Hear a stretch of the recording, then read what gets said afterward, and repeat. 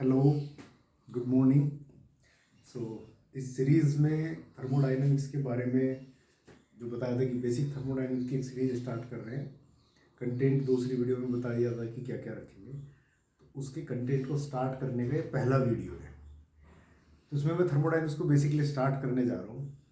और थर्मोडाइनमिक्स पढ़ाते हुए मुझे मज़ा इतना आता है कि मैं इसको बहुत लंबे तक खींच सकता हूँ।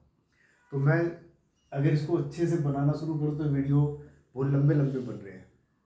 अब इतना लंबा वीडियो बनाने में मुझे तो मज़ा आ रहा है, लेकिन सुनने वाले को पता नहीं कि उतना अच्छा लगेगा नहीं लगेगा, बोर होगा। तो इसलिए मेरी कोशिश ये रहेगी कि मैं छोटे छोटे वीडियोस बनाऊँ, एक एक दो दो टॉपिक लेके उस टॉपिक को कवर करूँ। तो इस वीडियो में मैं जो कवर कर रहा हूँ, जस्ट ये भी इंट्रोडक्शन का पहला वीडियो है। बेसिक थर्मोडाइनमिक्स के इंट्रोडक्शन का पहला वीडियो। अब इसमें स्टार्ट करते हैं, जो हर चीज़ को जैसे कि डेफिनेशन से स्टार्ट किया जाता है, तो मैं भी स्टार्ट कर रहा हूँ इसको वैसे ही थर्मोडाइनमिक्स की डेफिनेशन से। देखिए, थर्मोडाइनमिक्स की बहुत सारी डेफिनेशन है, बहुत सारी डेफिनेशंस हैं, कॉम्प्लेक्स डेफिनेशन है। लेकिन मुझे ये डेफिनेशन सबसे छोटी, अच्छी और लगता है कि कंप्लीट है अपने आप में। Thermodynamics is the science of energy. ये अपने आप में सफिशिएंट डेफिनेशन है। वो लोग अलग अलग डेफिनेशन देते हैं। Is the science of interaction of energy, different kind of interaction takes place, science of energy, entropy, enthalpy, whatever, पता नहीं क्या क्या बोलते हैं। लेकिन आप इतना समझ जाए तो वो सफिशिएंट है। Thermodynamics is the science of energy, काफ़ी है। लेकिन आपको पता होना चाहिए कि एनर्जी क्या है, आप एनर्जी किसको बोल रहे हैं, उसके बाद ही सफिशिएंट है ना। तो मैं डेफिनेशन इसी को रखूंगा, बाकी आप दूसरी को डेफिनेशन देखना चाहे देख सकते हैं। जैसे मैंने कहा भी था कि मैं बुक फॉलो कर रहा हूँ यू सेंजल एंड बोल्स, तो सेंजल एंड बोल्स में भी यही डेफिनेशन दी हुई है। उसके बाद क्या है कि एनर्जी, हाँ मैं बोल रहा था कि एनर्जी का आपको पता होना चाहिए। तो एनर्जी क्या है? Energy is the ability to cause change. कुछ भी हो जिसके अंदर एबिलिटी है कोई चेंज करने का, वो एनर्जी है। मानो कि मेरे पास एक 50 ग्राम का कोई पत्थर है, उसको मैं ऊपर से अपने हाथ पे फेंक दूं, तो मेरे हाथ के में कुछ चेंजेस आ जाएंगे, टूटेगा, फूटेगा, चोट लगेगी, चेंज आएगा। तो इसका मतलब उसके अंदर एनर्जी है। मैं अपने हाथ पे कोई केमिकल रख के उसमें कोई केमिकल रिएक्शन करा दूं, तो हाथ में कोई चेंज आएगा, डेफिनेटली आएगा, हो सकता है बर्न हो जाए, तो उसके अंदर भी एक एनर्जी है। तो हर वो चीज़ जो किसी चेंज को करने की एबिलिटी रखती है, वो एनर्जी है। अब उसको आप डिफरेंट डिफरेंट नाम दे सकते हो। कोई मैकेनिकल एनर्जी बोल सकता है, केमिकल एनर्जी बोल सकता है, इलेक्ट्रिकल एनर्जी बोल सकता है। आप एक लाइव वायर को पकड़ के टच करो, कोई करना नहीं, मैं जस्ट बता रहा हूँ, टच किया, कुछ नहीं हुआ, तो मतलब उसमें एनर्जी नहीं है, मतलब उसमें पावर नहीं है, इलेक्ट्रिकल एनर्जी नहीं है उसमें। लेकिन लगाते ही अगर बहुत कुछ चेंज हो गया तो उसका मतलब उसमें एनर्जी है। तो हर वो चीज़ जिसके अंदर एबिलिटी है कोई चेंज करने का, किसी चीज़ को बदलने का एबिलिटी है। मान लो कि ये मार का रहे, अपनी जगह रुका रहेगा, इसको मूव करने के लिए अगर मेरे अंदर एबिलिटी है कि मैं इसको मूव कर सकूं, मतलब मेरे अंदर एनर्जी है। बेसिक सी डेफिनेशन है। अब उसमें आप हर किसी चीज़ को कंसिडर कर सकते हो। चाहे आप मास को कंसिडर कर लो, एक छोटी सी गोली हाथ पे गिरेगी, चोट लगेगी, एबिलिटी है चेंज करने की। उसी गोली को बहुत तेजी से बंदूक से मारेंगे तो बहुत तगड़ा चेंज कर सकती है। तो इसका मतलब उसके अंदर बहुत ज़्यादा एबिलिटी है, मीन्स बहुत ज़्यादा एनर्जी है उसके पास, है ना। अब उसको आप समझ ही गए होंगे कि मैं काइनेटिक एनर्जी की बात कर रहा हूँ। तो आप मास की बात करो, हीट की बात करो, इलेक्ट्रिकल एनर्जी की बात करो, या फिर किसी मैकेनिकल वर्क की बात करो, this all are forms of energy, सब फॉर्म ऑफ एनर्जी है। ठीक है। अब एक प्रिंसिपल है कंजर्वेशन ऑफ एनर्जी प्रिंसिपल। ये आप मेरे ख्याल से 6-7 से, नहीं तो 9 से तो मुझे याद है कि 9-10 से में याद है कंजर्वेशन ऑफ एनर्जी प्रिंसिपल, है ना। कि एनर्जी जो है वो कंजर्व रहती है, नए एनर्जी को पैदा किया जा सकता है। Energy can neither be created not destroyed. नए एनर्जी को बनाया, पैदा किया जा सकता है, न उसे डिस्ट्रॉय किया जा सकता है, वो कॉन्स्टेंट है। ठीक है। इसमें एक वर्ड इंपॉर्टेंट है, this is the total. So total amount of energy remains constant during any interaction. Any interaction मतलब कुछ भी कर रहे हैं, उसमें टोटल एनर्जी कांस्टेंट है। अब ये टोटल वर्ड मैंने क्यों बोला, इतना सिंपल सा वर्ड है, मतलब भी सबको पता है कि ये इंटरेस्टिंग है। इंटरेस्टिंग इसलिए है कि जब भी आप वर्ड टोटल बोलो, है ना, टोटल बोलो तो आपको पता होना चाहिए कि आप किस कंटेक्स्ट में टोटल बोल रहे हो। जैसे मैं इस घर की बात करूं जहां पे मैं भी ये कुछ काम कर रहा हूं, तो इस घर में 2 आदमी हैं, है ना, तो मैं कह सकता हूं कि टोटल 2 आदमी हैं। लेकिन टोटल 2 आदमी कहाँ हैं? सिर्फ इस घर में, सिर्फ इस घर में। अगर मेरा कंटेक्स्ट चेंज हो जाए, मैं कहूँ टोटल 2 आदमी है, तो ये अधूरा है। जब तक मैं ये नहीं बताऊंगा कि वो टोटल 2 आदमी कहाँ है, तो मुझे स्पेसिफाई करना पड़ेगा कि टोटल 2 आदमी इस घर में है। क्योंकि अगर मैं टोटल 2 आदमी की बात करूं, दूसरा आदमी समझे कि पूरे कैंपस में 2 ही आदमी है, गलत हो जाएगा, है ना। अगर मैं पूरी कैंपस में तो 2000 आदमी है, तो अगर मैं पूरे कैंपस की बात करूंगा तो मैं बता रहा हूं पूरे कैंपस में 2000 आदमी है। लेकिन अगर बात कोई पूरे शहर की कर रहा हो तो यहाँ 2 लाख आदमी है। तो ये कंटेक्स्ट बताना बहुत जरूरी है कि आप किसकी बात कर रहे हो। मान लो कि इसकी वजह से फर्क क्या, ये सुनने में बहुत छोटी सी बात लग रही है। ये जो मैं बाउंड्री डिफाइन कर रहा हूं कि इसकी बाउंड्री डिफाइन करना जरूरी है। क्या मैं अपने घर की बाउंड्री के अंदर बात कर रहा हूं, या मैं अपने कैंपस की बाउंड्री के अंदर बात कर रहा हूं, या मैं शहर की बाउंड्री के बीच में बात कर रहा हूं?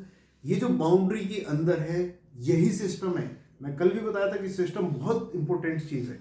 सुनने में बहुत आसान लगता है, लेकिन वो हमारी चीजों को, हमारे एनालिसिस को ऐसे इफेक्ट करेगा कि उस टाइम पे पता नहीं चलता। और जिसको सही सिस्टम डिफाइन करना आ गया, उसका मतलब ये है कि आधी थर्मोडायनेमिक्स उसने सीख ली सिर्फ डिफाइन करने से। जैसे कि मुझे खाना ऑर्डर करना है, तो मुझे पता होना चाहिए कि मैं ऑर्डर किसके लिए कर रहा हूं। अगर मैं अपने घर के लिए ऑर्डर कर रहा हूं तो मुझे 2 लोगों के लिए ऑर्डर करना है।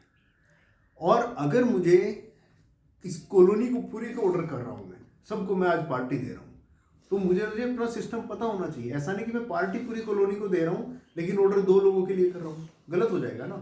क्यों? क्योंकि मैंने सिस्टम गलत कंसिडर कर लिया। जब मैं ऑर्डर कर रहा था उस टाइम पे सिस्टम मैंने गलत कंसिडर कर लिया। अब ये आएंगे, जब डेफिनेशन पे आएंगे सिस्टम की तो और ज्यादा डिटेल में देखेंगे। लेकिन यहाँ पे मैं सिर्फ एम्फेसाइज ये करना चाह रहा हूँ कि जब भी वर्ड टोटल आए तो आपको पता होना चाहिए कि आप किस बाउंड्री के अंदर बात कर रहे हैं, उसके अंदर टोटल कितना है। तो जिस बाउंड्री के अंदर हम बात कर रहे हैं, अगर बाहर की हम बात ना करें, बाहर को छोड़ दें, तो इसके अंदर जो टोटल एनर्जी है वो कांस्टेंट रहेगी।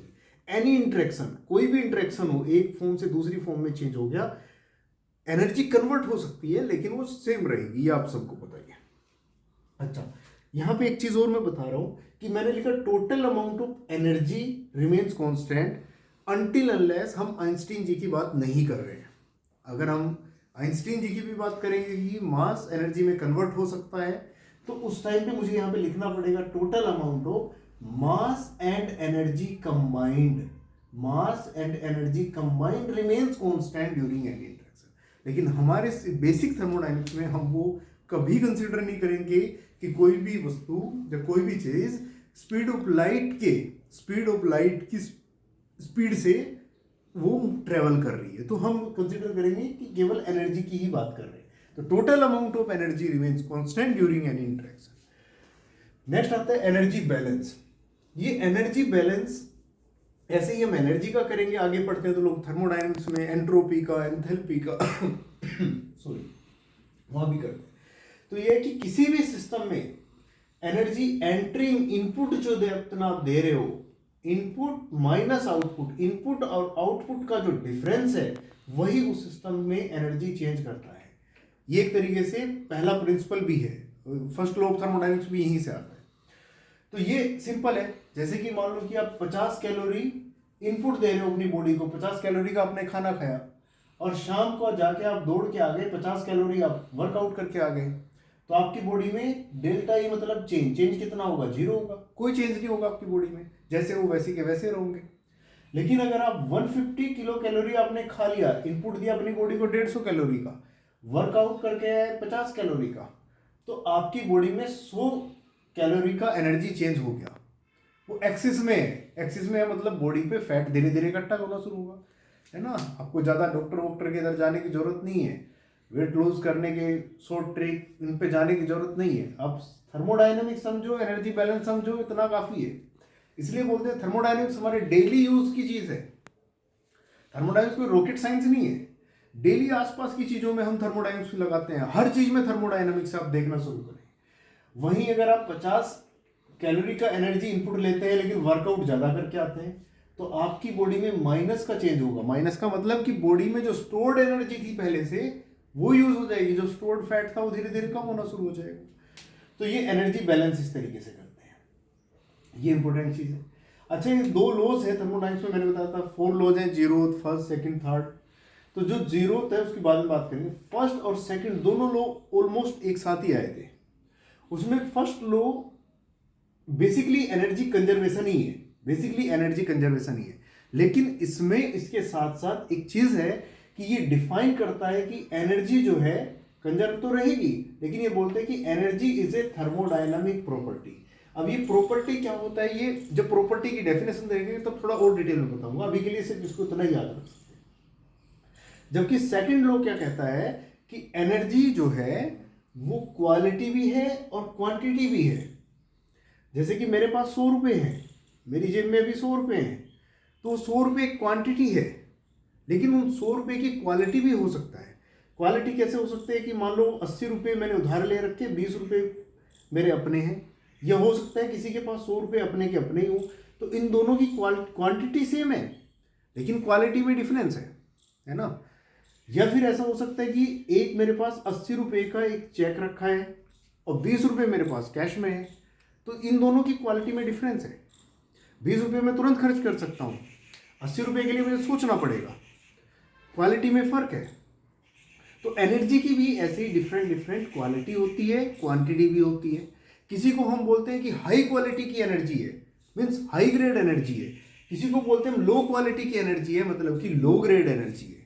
तो सेकंड लॉ डिफाइन करता है कि एनर्जी की क्वालिटी भी है और क्वांटिटी भी है।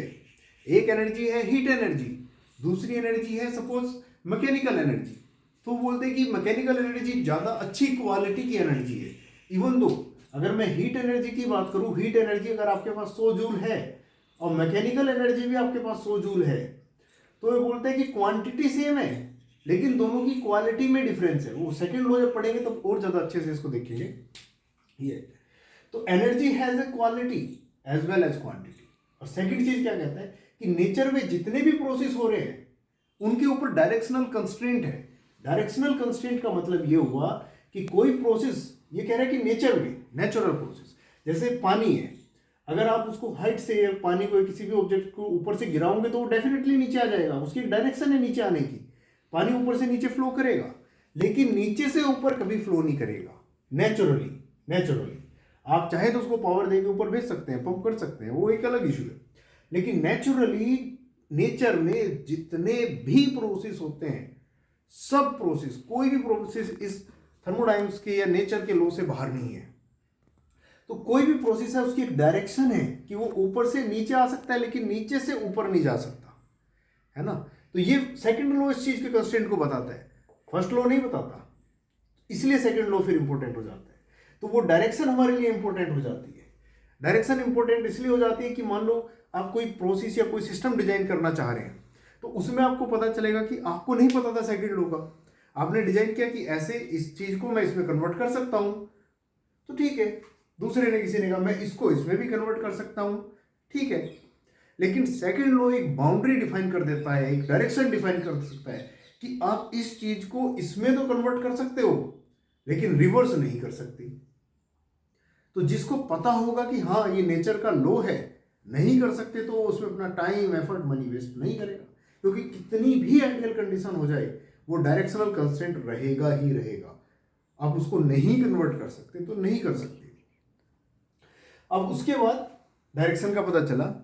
नाउ थर्मोडायनामिक्स जब से यूनिवर्स है तब से थर्मोडायनामिक्स के लॉज एप्लीकेबल है, लेकिन हमने ज्यादा ध्यान देना शुरू किया कब, जब पहला सक्सेसफुल स्टीम इंजन, नहीं एटमॉस्फेरिक स्टीम इंजन बना। इसके बारे में ज्यादा डिटेल में जाना है तो गूगल सर्च कर सकते हो। ये और अराउंड 1700 के आसपास बना। तो जब ये फर्स्ट टाइम बना स्टीम इंजन, उसके बाद से लोगों ने थर्मोडायनामिक्स के में इंटरेस्ट लेना शुरू करा, थर्मोडायनामिक्स को एक साइंस समझना शुरू करा कि ये कोई छोटी मोटी चीज़ नहीं है, इसमें डिटेल में जाने की ज़रूरत है, इसका पोटेंशियल बहुत ज़्यादा है। तो अराउंड 1700 से आना शुरू हुआ। अब इसकी दो अप्रोच है। जैसे कि मान लो कि कोई कंटेनर है या कोई बर्तन है या कोई रूम है, इसमें अब जैसे बहुत सारे क्या है मॉलिक्यूल्स हैं। किसी भी प्रॉपर्टी में मान लो मुझे फीवर हुआ, तो मुझे फीवर हुआ, मेरे तो आप पूरा बॉडी देख रहे हो, उसको फीवर हुआ, लेकिन उसके अंदर क्या है, जो मॉलिक्यूल्स हैं। ऐसे किसी भी सिस्टम में ये जो मॉलिक्यूल है, तो किसी की कोई भी प्रॉपर्टी है, चाहे मैं इस कंटेनर में टेम्परेचर की बात करूंगी, इस रूम का टेम्परेचर अभी 25 डिग्री सेल्सियस है, तो 25 किसका, इस रूम में मेरा है, इस रूम में ये बोर्ड रखा है इसका है, मार्कर किसका, जो मॉलिक्यूल्स है इसमें, वो सिस्टम जिस चीज से बना है, उन सब का एक एवरेज टेम्परेचर की मैं बात कर रहा हूं। हो सकता है कि पूरे रूम का मैंने जर्नल टेम्परेचर बता दिया 25 डिग्री है, कहीं पे 16 हो, कहीं पे 27 हो, ऐसा हो सकता है, वो एक एवरेज टेम्परेचर है। तो ये बहुत सारे मॉलिक्यूल हैं और इनके बीच में आपस में इंटरेक्शन होता रहता है। इनके इंटरेक्शन की वजह से ही कोई भी प्रॉपर्टी, जैसे मान लो टेम्परेचर चेंज होगा या प्रेशर चेंज होगा, वॉल्यूम तो फिक्स है इस रूम का। तो जैसे मैं प्रेशर की बात करूं, तो आपने पढ़ा होगा 9th-10th में कि प्रेशर क्या है, कि मॉलिक्यूल आपस में एक दूसरे से टकराते हैं या मॉलिक्यूल इस कंटेनर की दीवार से टकराते हैं। जब वो टकराते हैं तो एक मोमेंटम ट्रांसफर करते हैं। वो मोमेंटम मतलब स्पीड से आ रहा था, उसका कुछ मास था, कुछ वेलोसिटी थी, टकराया, रुक गया, तो उसकी एनर्जी, उसका मोमेंटम ट्रांसफर हो गया किसको, इस दीवार को, कमरे की दीवार को या कंटेनर की दीवार को। तो उस मोमेंटम ट्रांसफर होने की वजह से वहां पे प्रेशर डेवलप हुआ, तो वो हम उसके प्रेशर को बोल रहे हैं कि इस रूम का प्रेशर अभी इतना है, इस कंटेनर का प्रेशर इतना है। तो ऐसे इंटरेक्शन पता नहीं लाखों मिलियंस होते रहते होंगे उसमें बार बार। तो अब हमें अगर इस रूम का, इस कंटेनर का प्रेशर चेक करना है, तो हमें इन सारे मॉलिक्यूल्स को देखना पड़ेगा, कब कौन सा मॉलिक्यूल आ रहा है, कब वो टकरा रहा है, कितनी स्पीड से आ रहा है, करते हैं लोग, ऐसा भी होता है ना। तो अगर उसको देखेंगे तो बहुत ही टीडियस, बहुत ही कठिन प्रोसेस हो जाएगा, लेकिन हमें वो सब करने का जरूरत नहीं। हम सिंपली क्या करते हैं कि गेज कनेक्टेड करते हैं, उस गेज में जो रीडिंग आती है उससे हम प्रेशर बता देते हैं कि इस रूम में प्रेशर इतना है, टेम्परेचर इतना है। तो ये जो अप्रोच है कि हर एक मॉलिक्यूल पे टेंशन नहीं देनी, पूरे रूम को अगर हम एक साथ देखें तो, और उसमें गेज से हमने पढ़ लिया, तो वो आता है क्लासिकल थर्मोडायनेमिक्स में। और क्लासिकल थर्मोडायनेमिक्स जो है, हमारी जो इंजीनियरिंग प्रॉब्लम है, जितने भी मतलब हम आसपास की चीज़ों में प्रॉब्लम्स आती हैं, जो हमारे आसपास की डिवाइस हैं, उन सब का सोल्यूशन हम इस मेथड से कर सकते हैं। लेकिन कुछ लोग हैं जो बोलेंगे हमें मॉलिक्यूल के ग्रुप, एक ग्रुप इसको स्टडी करा, इसका स्टडी करा, इसका जो एवरेज टेम्परेचर है, इसका जो एवरेज टेम्परेचर है, उनको एनालाइज करते हैं कि कितना मोमेंटम ट्रांसफर हो रहा है। तो वो होता है स्टैटिस्टिकल थर्मोडायनामिक्स में। इसको हम बोलते हैं मैक्रोस्कोपिक, मैक्रो मतलब बड़े साइज में, मैक्रोस्कोपिक अप्रोच इसको। और इस वाले को बोलते हैं माइक्रोस्कोपिक अप्रोच, माइक्रोस्कोपिक अप्रोच। लेकिन ये जनरली हम हर जगह यूज करते हैं, और ये जो है सिर्फ इस चीज को सपोर्टिंग रोल है। सपोर्टिंग रोल मतलब जो रिजल्ट हमारे इससे आ रहे हैं वो इससे भी आ रहे हैं या नहीं आ रहे हैं, वो देखने के लिए कि क्या वो हमारे रिजल्ट सही है या नहीं, उनको चेक करने के लिए। तो मुझे लग रहा है वीडियो इतने में काफी लंबा हो गया। थर्मोडायनेमिक्स एप्लीकेशन को देख, इसके बाद मैं डिस्कस करना चाह रहा हूँ कि थर्मोडायनेमिक्स के हमारे आसपास एप्लीकेशंस क्या है। एप्लीकेशन थर्मोडायनेमिक्स का आपको हर जगह मिल जाएगा, आपको कहीं दूर जाने की जरूरत नहीं। आप अपनी बॉडी से शुरू करना चाहें, आप मॉर्निंग में उठते हो, सुबह देखना चाहो, कहीं से ह्यूमन बॉडी में टेम्परेचर आप देखें, आपको ठंड लग रही है, आपको गर्मी लग रही है, बॉडी का टेम्परेचर चेंज हो रहा है, आप खाना खा रहे हैं, उसकी वजह से आपका मेटाबॉलिज्म की वजह से आपको पता चला। तो जो बॉडी हीट है आप उसको एनालाइज करो। सर्दी लग रही है तो कपड़े पहनते हैं ताकि वो हीट ट्रांसफर ना हो, गर्मी लग रही है तो आप 1-2 कपड़े कम कर देते हैं ताकि आपकी बॉडी से हीट जल्दी से निकल जाए, वो हीट इंट्रैक्शन हो जाए। उसमें थर्मोडायनेमिक्स का रोल है। आप ऑटोमेटिक इंजन लो कोई भी, चाहे वो छोटी सी बाइक से लेके आप एरोप्लेन तक की बात करो, सब में थर्मोडायनेमिक्स एनालिसिस होता है, सब में थर्मोडायनेमिक्स एनालिसिस होता है। आप फोन, टीवी, कंप्यूटर, किसी में भी देखो, इवन दो एक इंटरेस्टिंग सी चीज आप पढ़ना चाहो पढ़ लेना कि कंप्यूटर में, लैपटॉप में जो फैन लगता है उस पर इतना तकड़ा एनालिसिस होता है कि उसका साइज क्या रखें, उसका साइज क्या रखें, उसके फैन को लगाए कहाँ पे, उसकी लोकेशन क्या रखें, उसको पावर कितनी दें, उसको कितनी पावर दें, किस तरीके की पावर दें, इस सब पे पूरा सिमुलेशन होता है, पूरा एनालिसिस होता है, उसके बाद वो डिसाइड किया जाता है। बाकी अब डेली रोजमर्रा में हमारा घर एसी लगाते हैं, घर ठंडा रहे, होम बनाए जाते हैं, efficient home, energy efficient home. वो क्या है कि अगर गर्मी हो रही है तो अंदर रूम में गर्मी ना लगे, ठंड हो रही है तो अंदर ठंड ना लगे। हमने अंदर हीटर चलाया, वो हीटर की जो गर्मी है रूम के अंदर रहे, बाहर ना जाए। सब में थर्मोडायनेमिक्स रूल है। आप नहाने जाते हैं, एक टैप है जिसमें ठंडा पानी आ रहा है, दूसरी टैप में गर्म पानी आ रहा है, हीटर लगा हुआ है, सॉरी गीजर लगा हुआ है, पानी मिक्स करके आता है। कितना टेम्परेचर आपको चाहिए, कितना वॉल्यूम का आपको गीजर चाहिए, अब चाहे तो हर किसी का एनालिसिस करते हैं। This all is in thermodynamics. तो इस वीडियो को इतना ही रखते हैं, देखते हैं दूसरी वीडियो में बाकी कंटिन्यू करेंगे। Thank you.